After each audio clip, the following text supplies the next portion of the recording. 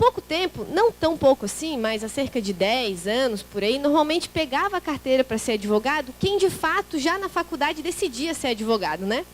Hoje em dia, não. A gente tem uma grande quantidade de pessoas que tiram a carteira, alguns porque querem advogar, outros porque querem fazer concurso e precisam daquele interregno dos 3 anos, então vou estudar e vou advogar, vou fazer as duas coisas. E outros porque eu ainda não sei o que eu quero fazer da minha vida, então, por enquanto, vou tirar a carteira e vou advogar quando aparecer alguma coisa. Não é demérito para ninguém estar nessa situação. Afinal de contas, a gente está, hoje em dia, envolvido numa sociedade que a gente acaba se formando relativamente cedo, não sabemos exatamente o que queremos, mas temos essa quantidade, esses perfis de pessoas atualmente advogando. Por isso que muitas vezes a gente tem visto que as pessoas vêm aqui no dia da solenidade, né? A gente vem aqui, tem aquele discurso, tem aquilo tudo, aquela emoção, a família vem junto, a família, como diz o Léo, fica orgulhosa, já é doutor, já é doutora. Só que a gente acaba vendo um certo distanciamento, que a gente vem aqui, pega a carteira e não volta mais. Na nossa concepção, enquanto membros da comissão, a gente entende que a OAB, quando a gente tira a carteira, ela tem que ser explorada e frequentada por nós, advogados e advogadas. Por quê? Porque a OAB é o nosso órgão de classe. Eu vejo muita gente que pega a carteira e pensa, para que eu vou voltar na OAB, lá só tem advogado, né? Então eu preciso estar em outro lugar, porque advogado não vai me contratar, porque já é advogado. Isso é um engano muito grande da nossa parte. Talvez porque no começo da nossa carreira a gente não consiga visualizar algumas questões. Estar na OAB, frequentar a OAB, conhecer pessoas dentro da OAB, nos possibilita uma rede de relacionamentos muito interessante, especialmente para atuar na nossa profissão. Por quê? Porque às vezes eu posso gostar de direito tributário, no caso do Léo, não é o meu caso. Eu trabalho com direito societário. Mas não me ligue se algum parente for preso, porque eu não sei nem onde fica uma delegacia. Então, a partir do momento que eu estou na OAB, eu conheço alguém que gosta de direito criminal. Então, vai me ligar o meu vizinho, dizer que a mulher, sei lá, foi presa, o filho foi preso, aconteceu algum problema. Eu não tenho condição nenhuma de ajudar aquela pessoa. Por quê? Porque não atuo nessa área.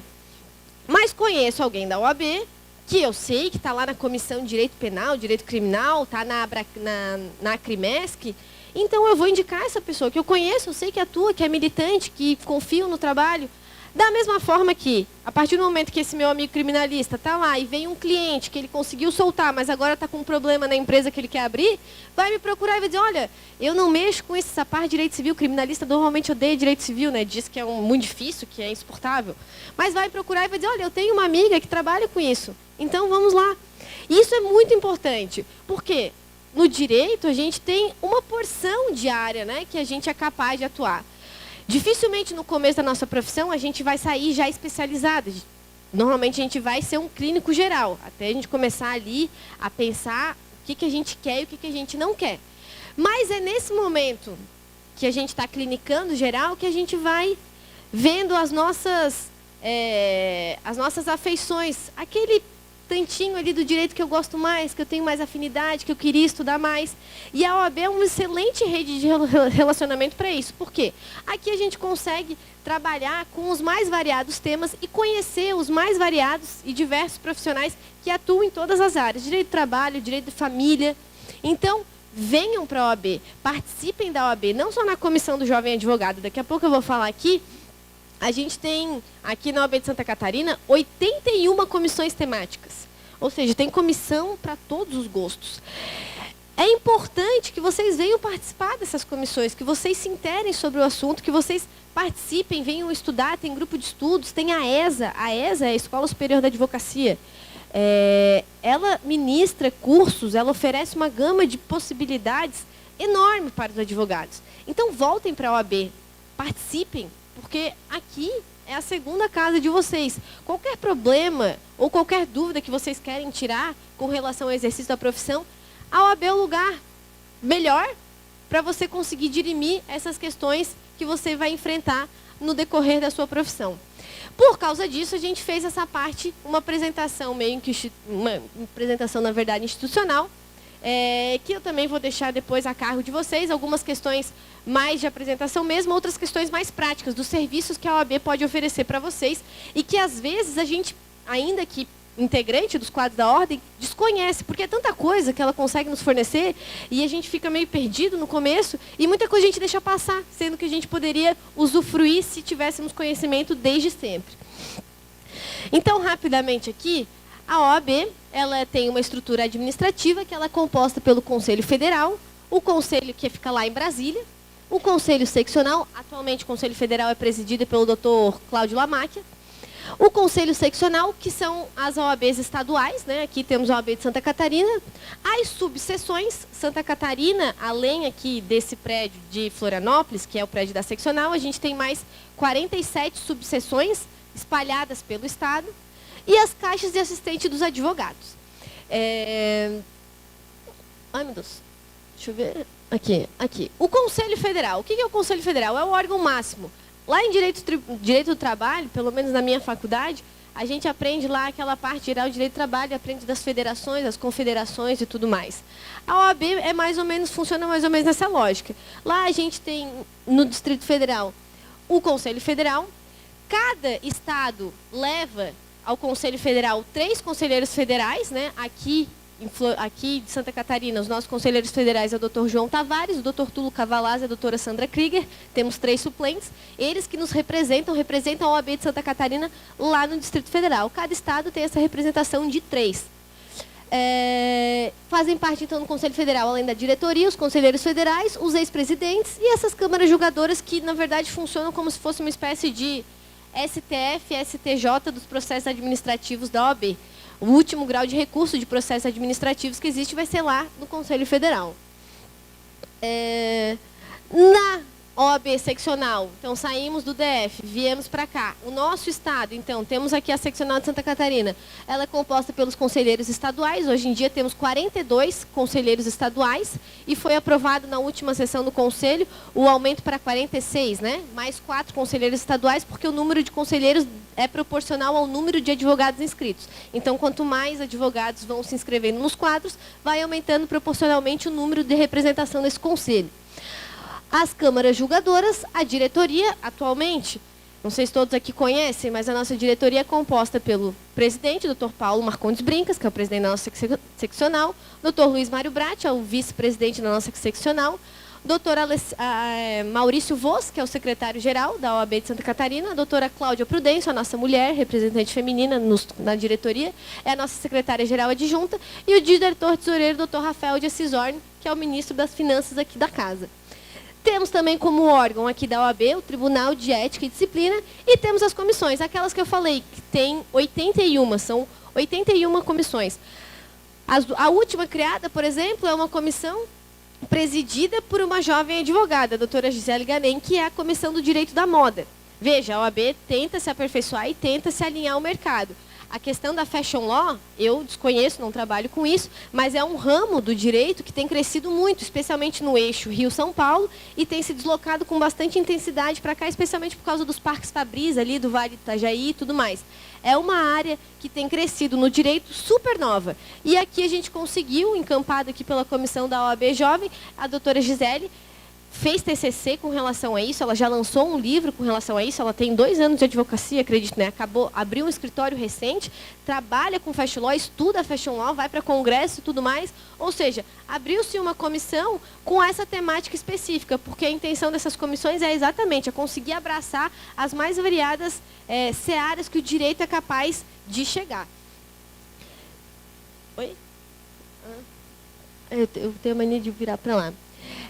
Só para título de informação, então, de vocês, esse ano a gente tem eleição, e a eleição da OAB, como é que acontece? A gente vota num chapão. Quando a gente elege a diretoria, esse ano vamos ter as chapas que vão concorrer, só para que vocês saibam, a gente vai sempre eleger todo mundo junto ali, a diretoria, o conselho seccional, esses 42, agora 44 conselheiros, os conselheiros federais, e a diretoria da CAASC, ou seja, quando a gente vai votar na OAB esse ano, quando formos votar, estaremos elegendo esse grupo. Por quê? Porque não existe candidaturas individuais, é assim que funciona o sistema eleitoral da OAB.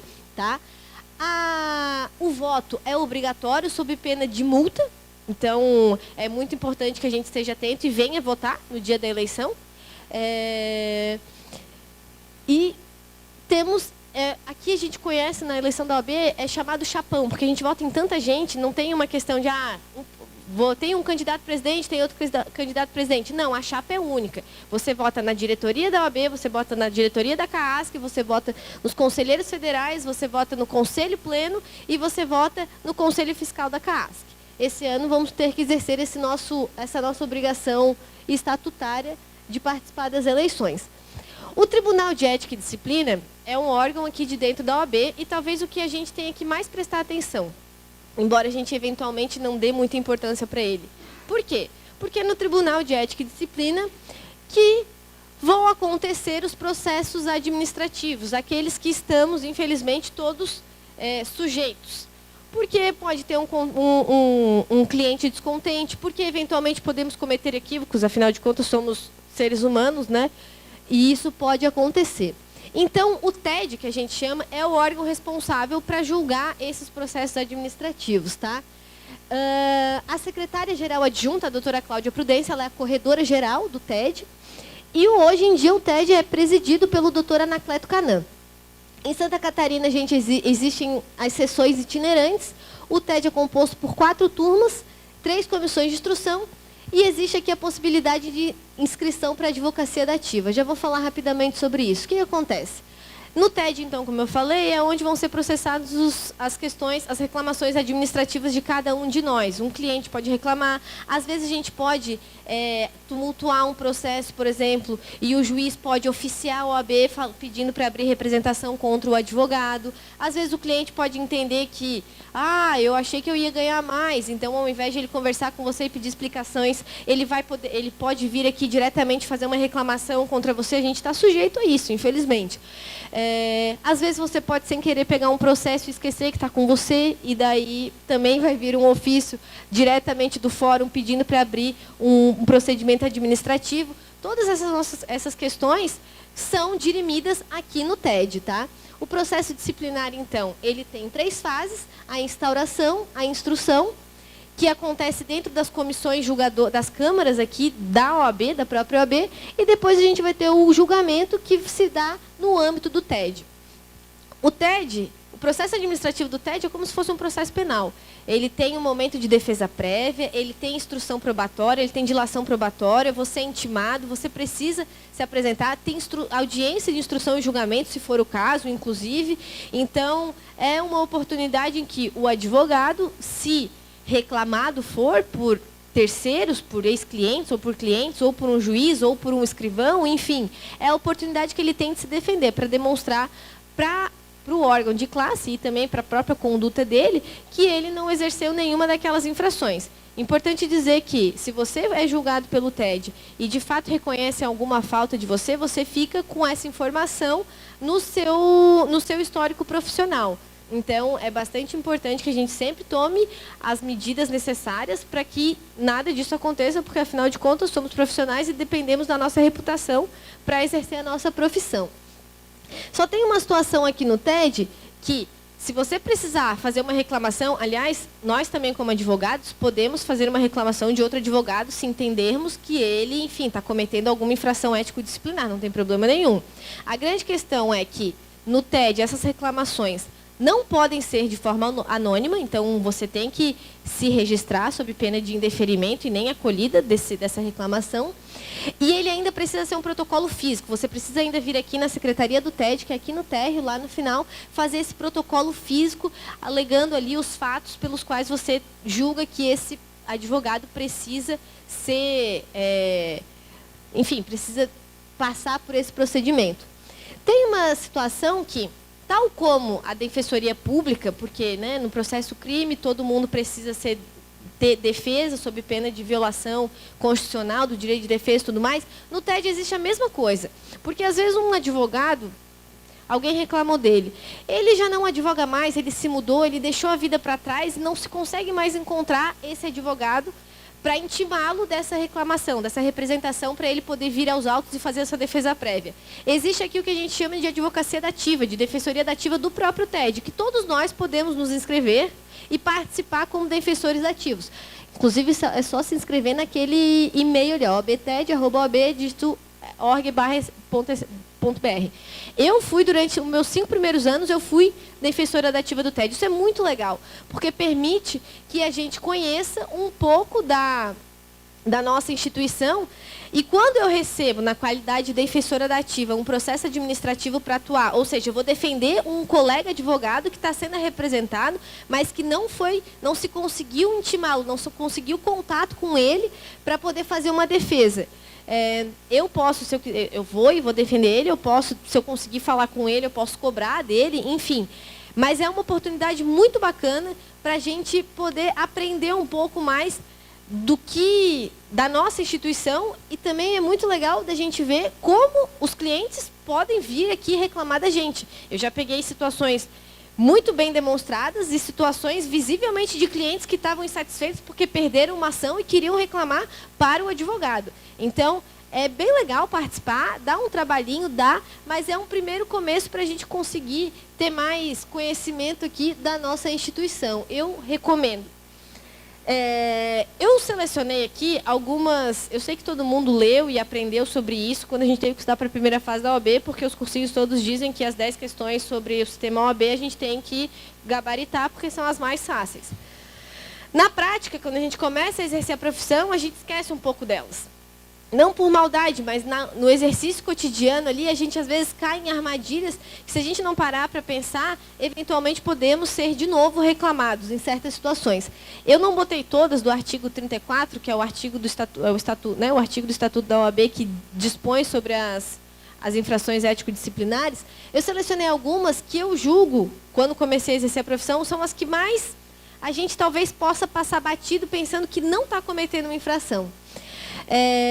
Manter, o Léo falou isso aí ainda há pouco, manter a sociedade profissional fora das normas e preceitos estabelecidos nessa lei. Então, é importante, gente, que a gente regularize sempre a nossa sociedade, seja unipessoal, seja uma sociedade com amigos. Falando em sociedade unipessoal e sociedade com outras pessoas, uma importante conquista que a gente teve aqui da comissão da OAB Jovem foi que, se você abre uma sociedade unipessoal, você tem um desconto da taxa da abertura de 50%. E se você constitui uma sociedade também em que o 50% mais um do quadro societário é composto por jovens advogados, você também tem essa redução dessa taxa de 50%. Ou seja, se você está quase terminando seu 5º ano e quer constituir uma sociedade, faça esse ano. Não deixa virar depois dos 5, porque senão você vai pagar a taxa inteira. Valer-se de agenciador de causas mediante participação nos honorários a receber. Parece óbvio, mas, infelizmente, a gente vê muitos colegas ainda se valendo dessa situação, especialmente no mundo moderno de hoje, com tecnologias e tudo mais. Angariar ou captar causas com ou sem intervenção de terceiros, que se relaciona muito com aquilo ali. Assinar qualquer escrito destinado a processo judicial ou para fim extrajudicial que não tenha feito ou que não tenha colaborado. Sempre vem aquele seu amigo e diz, pô, o que está estudando normalmente para concurso, né? Eu estou estudando, mas eu preciso assinar aquelas petições, né? Eu preciso de 7, eu não sei quanto é, mas enfim, 5 ou 7. Não tem uma petiçãozinha aí para eu assinar junto? Veja que a gente jamais vai pensar que isso pode caracterizar uma infração ético-disciplinar e, possivelmente, na maior boa vontade, a gente vai falar para o nosso amigo, claro, né? Protocola aqui ou assina aqui. Mas a gente tem que prestar atenção no que diz o nosso estatuto. Advogar contra literal disposição de lei, presumindo-se a boa-fé, quando fundamentado na inconstitucionalidade, na injustiça da lei ou em pronunciamento judicial anterior. Na minha percepção, essa é uma infração que talvez agora vá se começar a prestar mais atenção nela por causa do novo CPC, que permite essas multas, né, que preza pela boa-fé processual, pela lealdade da condução do processo, que te permite ali a aplicação de multas quando você fica reiteradamente insistindo em algumas situações. Isso talvez, essa infração, talvez ela seja um pouco mais percebida a partir da ótica da edição do novo CPC. Então, é importante que a gente leve isso em consideração na hora de ficar litigando. Sempre orientar o nosso cliente que petições, recursos, nem sempre é a melhor forma de se conduzir o processo. Às vezes é muito melhor você sentar com o seu cliente, explicar as chances de êxito, explicar que, olha, esse concurso, agora também, honorários na fase recursal, multa por litigância de má-fé. É muito importante que a gente sente com o nosso cliente, que normalmente quer só litigar, e demonstre para ele os riscos, porque hoje em dia a interposição de um recurso pode implicar numa majoração da sucumbência.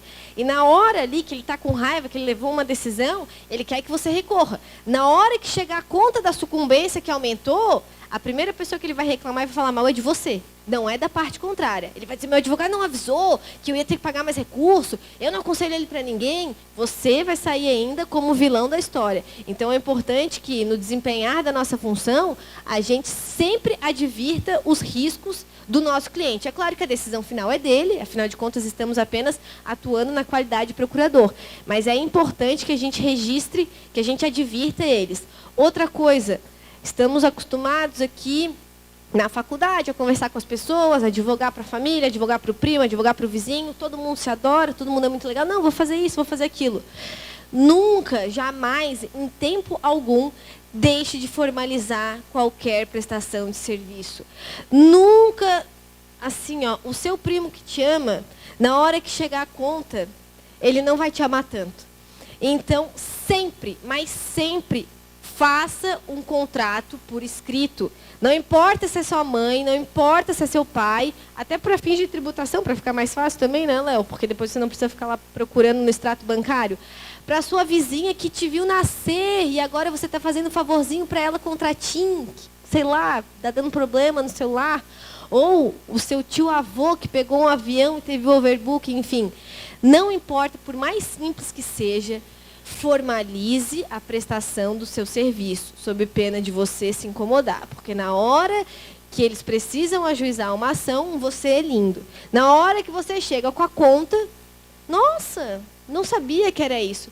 E nunca, nunca deixe isso passar. Conversas com o cliente também. Depois de levar algumas na cabeça, de achar que não, a gente sentou, conversou sobre aquilo, é claro que está bem estabelecida essa situação. Registre absolutamente tudo. Você fez uma reunião com o seu cliente, joia, vocês deliberaram várias coisas. Não deixe aquilo ali, registra por e-mail. Conforme reunião tida hoje à tarde, ficou estabelecido que isso. Parece chato, parece cansativo, parece que você está cansando o seu cliente, mas não é. Todos esses registros vão servir ali na frente para te salvaguardar. Porque na hora que chega a conta, na hora que um pleito é indeferido, o cliente se volta contra você. E não contra o juiz ou contra a parte contrária. Porque o dinheiro dele sai do bolso dele para entrar no seu, porque você prestou efetivamente um serviço. E tem muito cliente que no começo acha que o simples fato dele não ter conseguido atingir o fim, né, o bem da vida que ele queria através daquela ação, significa que ele não precisa te pagar pelo serviço que você prestou. Então, é muito importante, gente, que todos os serviços prestados sejam devidamente formalizados e qualquer conversa, ainda que pelo WhatsApp, o que não é recomendado, melhor de tudo é por e-mail, mas todas as conversas que vocês tiverem, especialmente para deliberar percentuais ou estratégia, olha, a gente tem essa estratégia, como você... Estou te apresentando aqui, se a gente for por esse caminho, o risco é esse. For por esse caminho, o risco é aquele. O cliente vai decidir, ok, formalize isso. Porque no final das contas, se der errado a estratégia que ele optou, que você apresentou, mas advertiu os riscos, está aqui. Você elegeu isso, eu te adverti, então agora temos que arcar com isso. Portanto, prestem atenção que realmente, na hora que sai o dinheiro do bolso, na hora que a gente perde, na hora que ele fica pé da vida, é com a gente que eles vão brigar. Violar sem justa causa o sigilo profissional. É sempre legal a gente compartilhar o caso, né? Uma ação muito legal e tudo mais que a gente teve, a gente sempre quer contar para alguém, porque, pô, imagina, uma ação muito complexa e eu consegui um êxito no tribunal, às vezes sem nenhuma malícia e sem nenhuma maldade, sem nenhum objetivo de violar um sigilo profissional, a gente acaba contando o que aconteceu e, sem querer, fala o nome da parte e tudo mais. Existem ali, né, o sigilo profissional, então é importante que sempre seja respeitado por nós profissionais. Estabelecer entendimento com a parte adversa sem autorização do cliente ou ciência do advogado contrário. Isso é muito comum de acontecer, porque você, vamos supor, ajuiza uma execução para o seu cliente é o credor.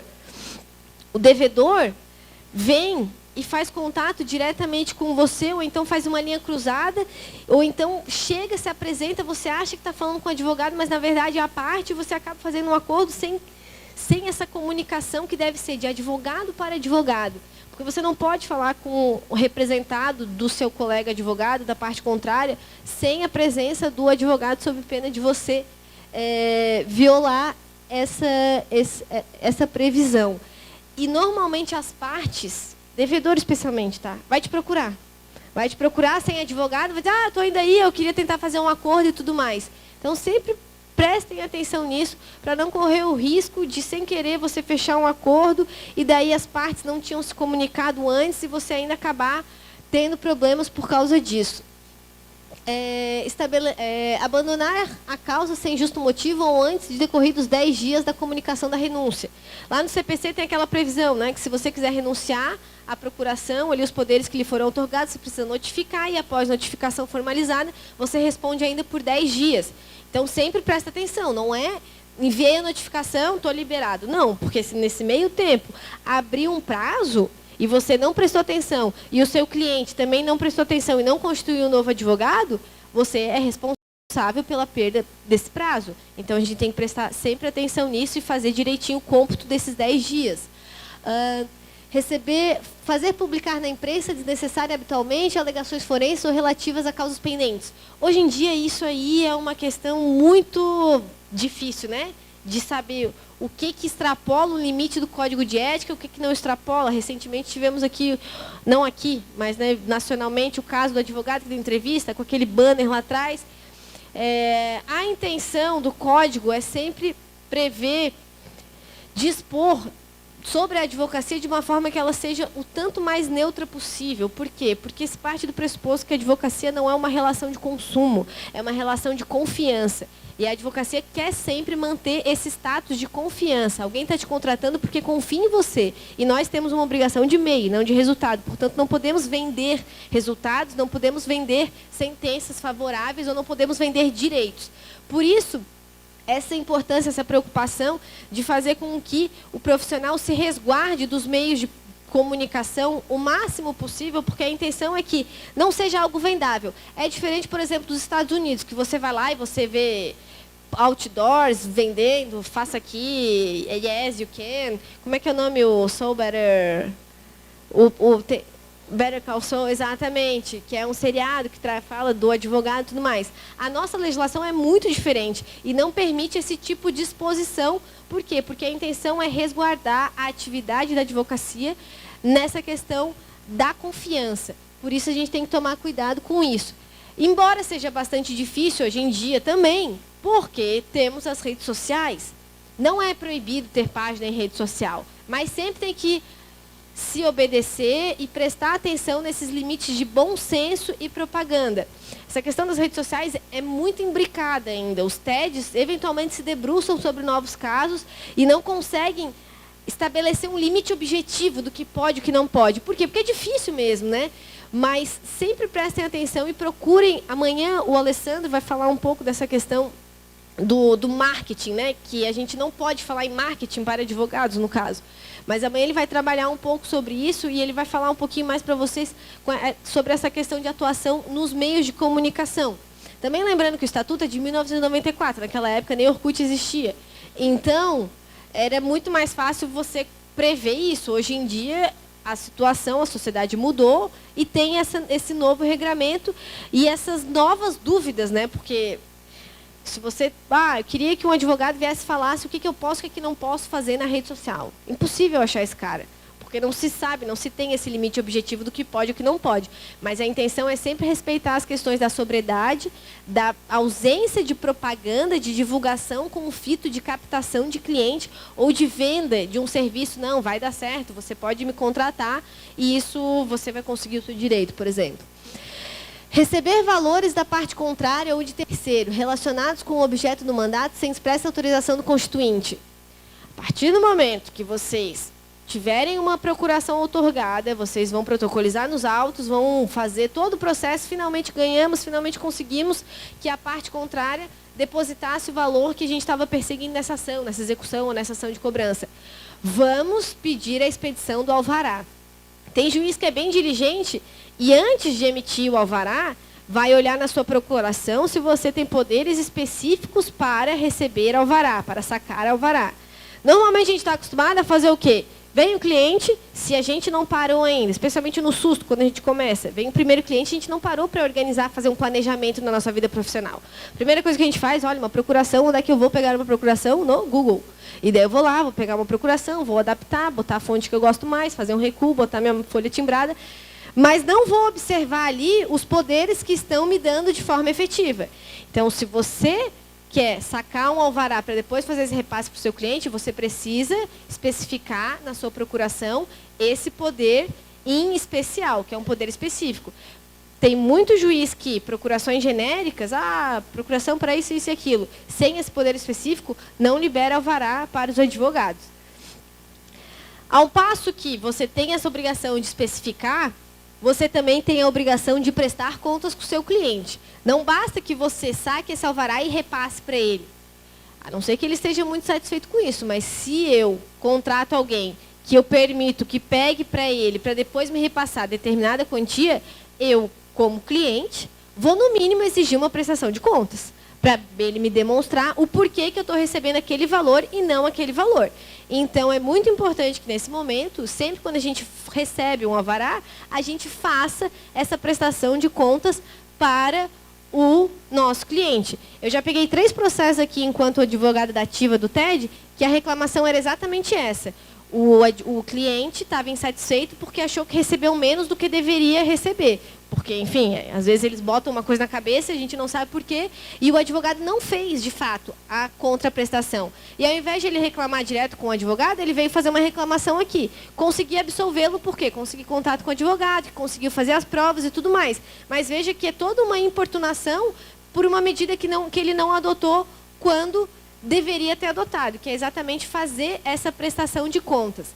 Eu prefiro, por exemplo, nessa história de sacar alvará para um cliente meu, eu acho, até para fins de eu não ter que depois ficar especificando na receita o que é meu, o que eu repassei para o meu cliente, eu gosto bastante de fazer uma petição, pegar os dados do meu cliente e pedir que esse alvará seja expedido proporcional. Olha, vamos supor que a gente combinou 20% no êxito, 15% no êxito. Eu vou lá no extrato da conta judicial, vejo quanto tem, faço uma regra de 3 e já peticiono direto, ó, valor X na conta tal do meu cliente, valor Y junto ao meu contrato, referente ao contrato aqui, êxito e tal, na minha conta, conta do advogado. E daí não tenho reclamação e não tenho como me incomodar depois. Mando, a minha prestação de contas daí é o extrato da conta judicial, está aqui, tinha isso na conta, a gente combinou isso, então fica bem mais fácil que eu ainda não tenho esse trabalho de ter que depois identificar para a Receita o que era meu e o que não era, porque não vai passar pela minha conta.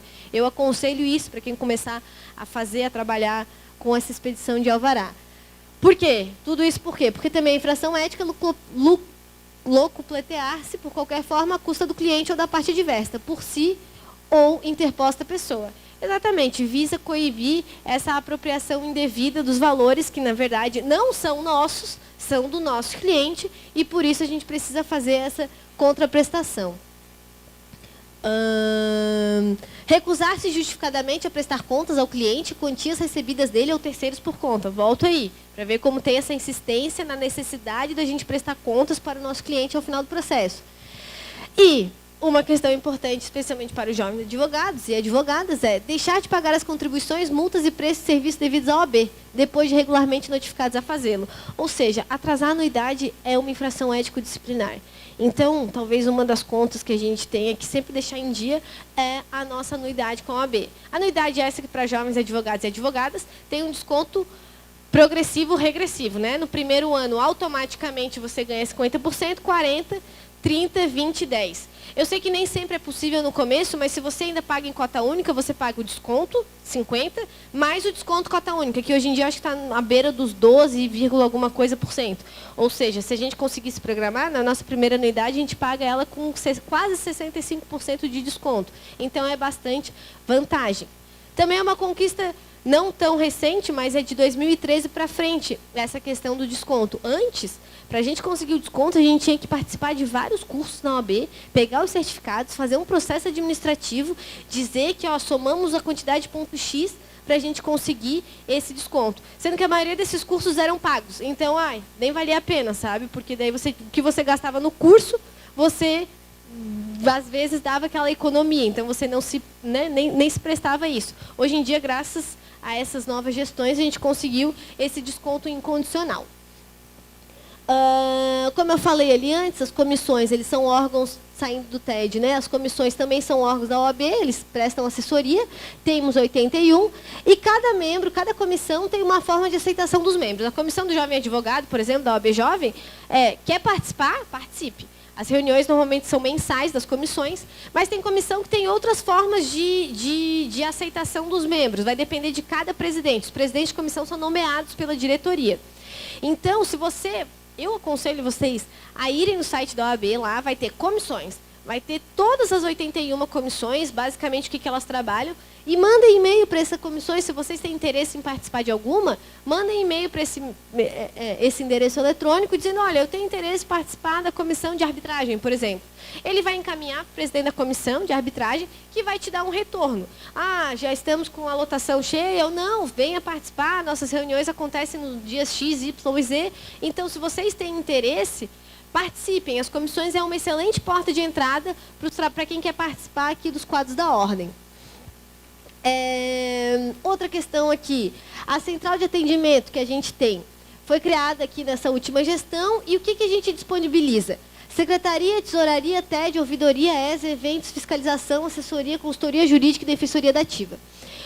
A secretaria aqui, todas as certidões que vocês precisam, as certidões de regularidade da profissão, olha, está tudo ok, ele está exercendo a profissão sem nenhum problema, você consegue emitir diretamente no site. Em compensação, as certidões específicas, por exemplo, se você está fazendo concurso, às vezes vai ter concurso que vai te pedir uma certidão específica de idoneidade, por exemplo. Então, você tem que fazer um requerimento aqui na secretaria para eles emitirem essa certidão. Se você quer saber de um advogado, ou se alguém quiser saber da sua carreira profissional, qualquer pessoa pode vir aqui e pedir essa certidão narrativa, que vai constar, inclusive, por exemplo, se você já teve um julgamento no TED que lhe foi desfavorável, se você já teve alguma pena de suspensão, advertência. Então, é importante sempre que essa certidão, quando emitida no nosso nome, esteja limpa. A secretaria que faz isso para a gente. A tesouraria cuida aqui das finanças, é super acessível, o Alexandre sempre responde e-mails, então qualquer problema que vocês tiverem com boletos e tudo mais, vocês podem mandar e-mail diretamente para a tesouraria. Os boletos da OAB a gente consegue emitir diretamente no site, é super didático. O TED a gente já falou. Inclusão digital. Inclusão digital é esse setorzinho aqui na frente, que não está ali à toa. Hoje em dia, todos os processos, todos os sistemas são eletrônicos. A presidente da Comissão de Inclusão Digital, a doutora Juliana Fogaça. Tudo que você tiver de problema, no seu computador, no seu peticionamento, você vai ligar aqui nessa central de inclusão digital, e eles são pessoas abençoadas, porque eles ficam 1, 2 horas contigo, se for necessário, para você atualizar o seu Java, você baixar a versão, sei lá qual, do Mozilla, você descobrir qual que é o melhor navegador. Eles são pessoas realmente pacientes e auxiliam todos os advogados. Vocês podem falar com eles por telefone, através do telefone da Central de Inclusão Digital, ou virem aqui e eles vão normalmente passar para vocês as melhores formatações para você fazer rodar SAGE, PROC, PROJUDE, qual a melhor forma de você sistematizar o seu computador e não ter problemas na hora do protocolo que a gente eventualmente deixa para fazer às 11 da noite num prazo fatal. A ouvidoria, qualquer reclamação ou, enfim, questão que você quer falar para a OAB, você também pode vir aqui e fazer diretamente na ouvidoria. A ESA, hoje em dia, ela é dirigida pelo Dr. Pedro Miranda, então ela tem uma gama de cursos de todas as áreas, das mais diversas áreas. Ela faz cursos tanto presenciais quanto telepresenciais, aqui na capital e no interior do estado, ela roda pelo interior do estado. Então, assim, para aperfeiçoamento do advogado e da advogada, a ESA é fantástica. Ela tem lá no site da OAB, você consegue também ver o site da ESA. Todos nós aqui fazemos o nosso cadastro e informamos um e-mail, né? Acho que, não sei se todo mundo começou já a receber, mas a ESA manda rotineiramente um e-mail com a programação dos cursos que ela disponibiliza para a gente. Direito de família, processo civil, direito aduaneiro, ou comissão e arbitragem, direito, né, arbitragem, conciliação e tudo mais. São inúmeros cursos, não só presenciais, mas também telepresenciais, que a ESA nos propicia, e é para a gente. Para jovem advogado e jovem advogada, dificilmente vocês vão ver um curso oferecido para a ESA que não tenha desconto na inscrição para a gente. Então, usufruam da ESA, porque ali é um ótimo mecanismo de aperfeiçoamento e especialização na nossa profissão. Tem o setor de eventos, o setor de fiscalização, já vou falar daqui a pouco. Assessoria e consultoria jurídica. Esse setor na OAB, deixa eu passar aqui, secretaria eu já falei, aqui é o e-mail da secretaria. Tudo que vocês precisarem da secretaria, vocês mandam para esse e-mail que eles vão responder da melhor forma possível. Inclusão digital, que eu falei para vocês ainda há pouco. Assessoria jurídica. Esse aqui é um serviço que talvez as pessoas não conheçam muito na OAB. E o que ele é? A OAB tem uma procuradoria jurídica, que ela funciona da seguinte forma. Todas as demandas que envolvem a OAB, ela atua como advogada da OAB, mas o mais legal desse setor da procuradoria jurídica é, se você tem algum processo que te avilte seus honorários ou afronte você na qualidade, enquanto você exerce a sua profissão, no exercício profissional, você aciona a procuradoria aqui da jurídica da OAB, que eles vão atuar na qualidade de amicus curiae daquele processo seu. Se você tem uma execução de R$1 milhão e você embargou e conseguiu livrar o seu cliente dos embargos e da execução, e o juiz arbitrou os honorários em R$500, você pode ir lá, apelar, e você, para ganhar corpo o seu pleito, dizer que, olha, eles estão aviltando o meu trabalho com o arbitramento de honorários nesse patamar, você fala aqui, manda um e-mail para a assessoria jurídica, a doutora Cíntia, e eles entram nos autos, na qualidade de amicus curiae, e vão lá fazer a ostentação para você, às vezes, inclusive. Então, essa questão de advogados que são processados em ACPs, ação civil pública, por causa de emissão de parecer, enquanto trabalhavam em alguma procuradoria e tudo mais, o que eles fazem também? Recorrem aqui, pedem o auxílio e vai a OAB, né, por essa procuradoria jurídica, atuar naquele processo para quê? Para defender as prerrogativas do profissional que estão sendo aviltadas naquele processo. Então, é um mecanismo bem interessante aqui dentro da ordem, e todos nós, tá, não tem distinção, eles analisam e julgam se é pertinente ou não. Julgando pertinente, não importa, não tem que pagar nada, eles vão se habilitar naqueles autos como amicus curiae e vão participar daquele processo, te dando o apoio que o advogado, no caso, precisa. Aqui quem presta serviço é a doutora Cíntia, a doutora Melera Aragão, a doutora Eni Aragão, e, como eu falei, é essa possibilidade aqui de intervenção como amicus curiae. Outro ponto, outro setor importantíssimo aqui na OAB, que muita gente talvez desconheça, é o setor de fiscalização do exercício da profissão. Você todo certinho, faz tudo direitinho, cumpre ali todos os ditames da advocacia, mas o amiguinho do lado é todo atravessado, faz captação indevida e tudo mais. Faz propaganda indevida, tem escritório montado de forma indevida com outros profissionais. O que você pode fazer? Você pode acionar o setor de fiscalização da OAB, tá? Que hoje em dia é presidido pelo doutor Adolfo Marque Penco, e dizer para ele daquela situação, por exemplo, tem alguns escritórios que se dizem escritórios de contabilidade. Você entra lá, tem um advogado, tem um contador, que vai dizer para você que você precisa de um advogado, mas não, mas isso aqui eu consigo fazer. Vai ter gente, sim, que vai exercer a profissão ilegalmente, e você pode ficar sabendo disso, porque isso pode acontecer na esquina da sua casa. Se você tem ciência desses fatos, você precisa por quê? Porque quanto menos colegas infratores tivermos no mercado, mais valorizado, melhor é para a gente enquanto classe, né? A gente tem que parar de pensar um pouco só no individual e pensar que a advocacia precisa, sim, ser fortalecida. Especialmente em tempos de lava-jato, em tempos de grampo ilegal, em escritório de advocacia, em tempos de violações de prerrogativas que talvez há muito tempo não ocorrem dentro da esfera judicial. Então, é importante que a gente se manifeste com relação a isso, e existe um órgão específico dentro da OAB para fazer essas fiscalizações. Então, façam contato, não abdiquem dessa possibilidade que a OAB nos oferece. A fim de descentralizar esse sistema de fiscalização, hoje em dia tem os comitês regionais, que eu botei aqui só para título informativo, ou seja, todas as regiões, para não, por exemplo, tem alguém que está exercendo a profissão ilegalmente lá em Faxinal dos Guedes. Até chegar na seccional é um pouco difícil essa comunicação. Então, hoje em dia, a gente tem comitês descentralizados por região. Então, cada região tem um advogado responsável por essa fiscalização do exercício da profissão, que são esses doutores aqui todos. Doutora Gisela Murim aqui da Grande Florianópolis, doutor Ciro na região norte, na região do Vale, doutor Henrique, oeste, doutor Robson, meio oeste, doutora Dair, região sul, doutora Vanessa. Enfim, essa situação aí. Esse é o panorama geral que a gente queria mostrar para vocês aqui da OAB. Dizer mais uma vez, reiterar, que é importante que a gente participe da instituição. Não importa como, mas o importante é a gente fazer dela a nossa segunda casa. É importante a gente voltar para cá.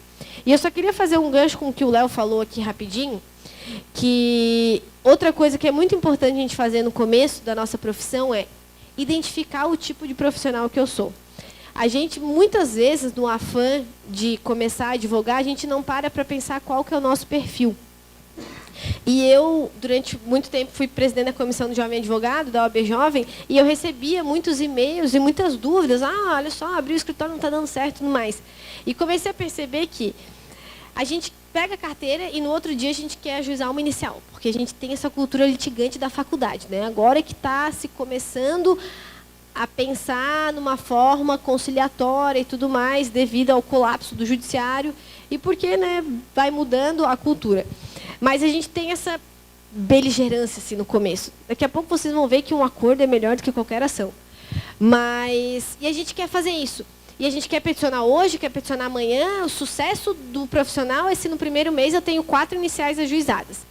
Só que eu comecei a ajuizar a inicial, comecei a fazer ação, e eu não parei para pensar o que eu quero, como que eu quero me colocar no mercado. E digo isso por quê?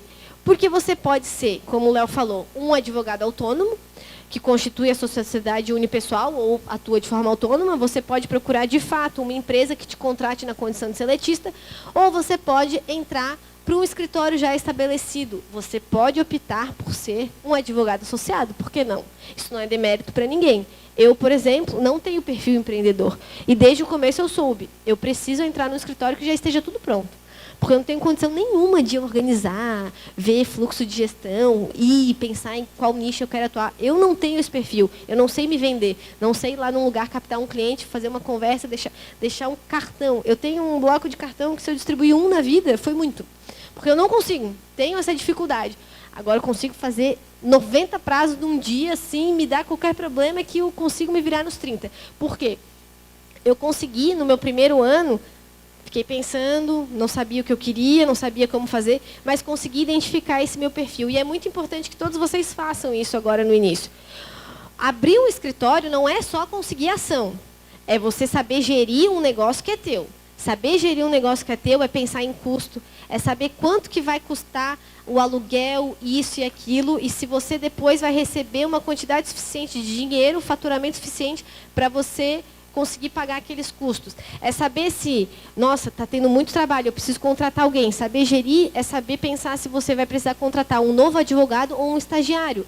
É saber pensar se você, não, eu consigo tirar 2 horas do meu dia para fazer as minhas funções administrativas do escritório porque não quero ter o custo com uma secretária, ou se não, eu não tenho essa capacidade, eu preciso contratar uma secretária.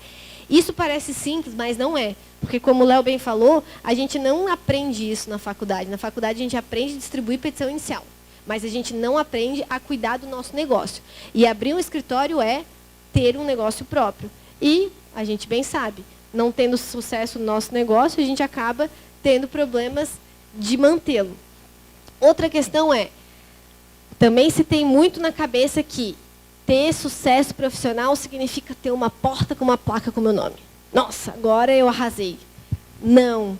Hoje em dia, essa questão do escritório próprio, da sua sala física, isso foi muito resultado, sinônimo de sucesso, há certo tempo, há 20 anos, né? Nossos pais, enfim, nossos tios, advogados mais velhos, ter uma porta era êxito total. Hoje em dia, com essa quantidade de profissionais, com essa quantidade de outras possibilidades para se exercer a profissão, às vezes, ter uma porta com uma placa no nome, pagar aluguel e condomínio, significa, estou gastando dinheiro à toa. Porque eu poderia estar trabalhando de casa, no home office, ou poderia ir todo dia para uma biblioteca e fazer o que eu tenho que fazer, porque posso atender clientes num café. Porque posso sempre marcar reuniões em algum outro lugar. Isso é muito importante. A gente também não consegue assimilar isso de primeira. No primeiro momento nossa, eu preciso ter um escritório, preciso pagar minha salinha, porque daí está tudo certo. E às vezes não. Falando em salinha, tem um serviço que a CAASC disponibiliza aos jovens advogados e advogadas, que é o CAP. Alguém conhece o CAP? Levanta a mão quem conhece o CAP. 1, 2, vocês já estão na comissão, não vale. 3, 4, 5, 6, 7. O CAP é o Centro de Apoio Profissional, que nada mais é do que um escritório montado no edifício Comasa, pela CAASC, para jovens advogados e advogadas. O que acontece? Lá existe um escritório com toda uma estrutura, com pontos específicos para você, computadores, para você sentar lá e fazer uma petição, com salas de reunião, que você pode usufruir dele mediante pagamento de uma mensalidade. O que ele te oferece? Vão ter alguns planos, via de regra vai dar em torno de uns R$500, penso eu. Não vou... 450? É, por aí. Que você pode usar, pode atender clientes lá, tem uma sala de reuniões, com sala, com cadeiras, tem um pacote de impressões, a secretária pode ligar para o cliente para fazer a cobrança dos seus honorários para você, ou seja, mediante uma manutenção de um preço relativamente simples, que você não precisa pensar na gestão, porque está tudo pronto lá, quem mantém a CAASC, e a gente acaba não conhecendo esse espaço. Ele fica lá no edifício Comasa, ali no centro, bem na Felipe Schmidt. Então, é um espaço criado para a jovem advocacia. Portanto, se vocês estão procurando um espaço, vocês podem ir lá, pedir os planos, ver como funciona, fazer um teste. Eles estão sempre lá, ávidos para receber os jovens advogados. Se você eventualmente precisar de uma sala de reuniões, você liga lá e fala, olha, eu sou jovem advogado, eu não tenho de receber os clientes aqui, posso marcar um horário aí? Eles vão marcar o horário para você e você vai poder fazer a reunião no ambiente que é um escritório de fato. Então, esse é mais um dos serviços que a OAB e a CAASC proporcionam à jovem advocacia. Dito isso, eu tinha mais alguma coisa para falar que eu esqueci, eu acho, mas... Já falei, oi? A CAASC é a Caixa de Assistência dos Advogados, exatamente. Então, ela funciona para nós. Tem um número significativamente enorme de serviços que ela disponibiliza para a gente desconhece. Eu aconselho também vocês, vão no site da CAASC, a CAASC ela trabalha mediante convênio. Então, tem vários serviços oferecidos, médico, pilates, academia, lavanderia, oftalmo, corrida, plano de saúde e tudo mais, que o que acontece? Eles conseguem descontos para os advogados. A gente acaba não sabendo disso. Por exemplo, se você vai comprar um remédio na Droga Raia e você não tem Unimed, que eles deixam lá o cartaz Unimed desconto, você pode se valer da sua carteira da OAB, porque a OAB também, a CAASC também tem desconto com convênio com a Droga Raia, e você pode ter um descontinho naquele remédio que você vai comprar, porque aquele cliente deu muita dor de cabeça naquele dia, por exemplo. Então, a gente acaba desconhecendo que é tanta coisa, tanto convênio que eles têm, que a gente passa desapercebido. Oi? Santa Luzia.